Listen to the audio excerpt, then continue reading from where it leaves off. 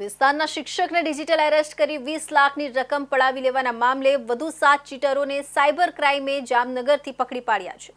આ ટોળકી ડિજિટલ એરેસ્ટના રૂપિયાથી યુએસડીટી ખરીદી કરીને પાછા વેચી નાખી તે રૂપિયા રોકડા કરી આંગડિયામાં આગળ મોકલી આપતા હતા। અગાઉ આ ટોળકીના નવાઝ હુસૈન અને શાહનવાઝ વાઢા જામનગરથી પકડાયા હતા।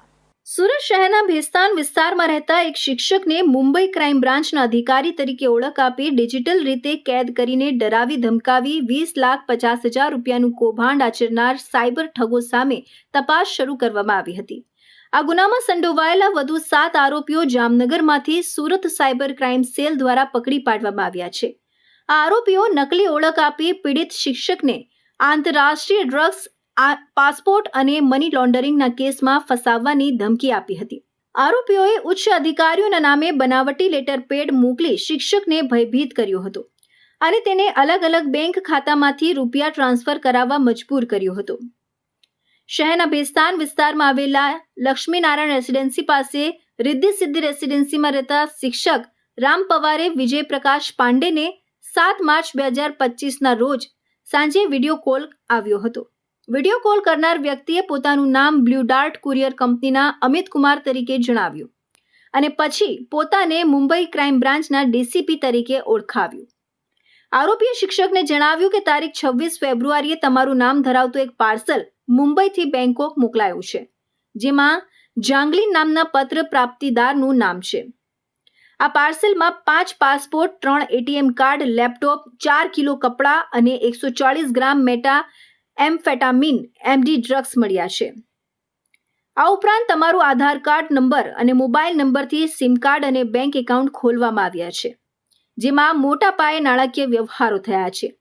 આ રીતે શિક્ષકને કહ્યું કે તેમની સામે મુંબઈ ક્રાઇમ બ્રાન્ચમાં મની લોન્ડરિંગનો ગુનો દાખલ થયો છે। આરોપીઓએ વધુમાં જણાવ્યું કે જો તેમને સહકાર નહીં આપો તો બીસીઆઈ તથા ક્રાઇમ બ્રાન્ચના અધિકારીઓ તમને તાત્કાલિક ઝડપીને જેલમાં નાખી દેશે। શિક્ષકને ભયભીત કરવા માટે આરોપીઓએ બનાવટી સહી સિક્કાવાળી ઓફિશિયલ લેટર પેડ પણ મોકલ્યા હતા। આરોપીઓએ જણાવ્યું કે તમે નિર્દોષ હશો તો તમારું ધન પરત મળી જશે અને ભયમાં મૂકીને શિક્ષક પાસેથી ફેડરલ બેંકના ખાતામાં કુલ 20,50,000 રૂપિયા ટ્રાન્સફર કરાવી લીધા હતા।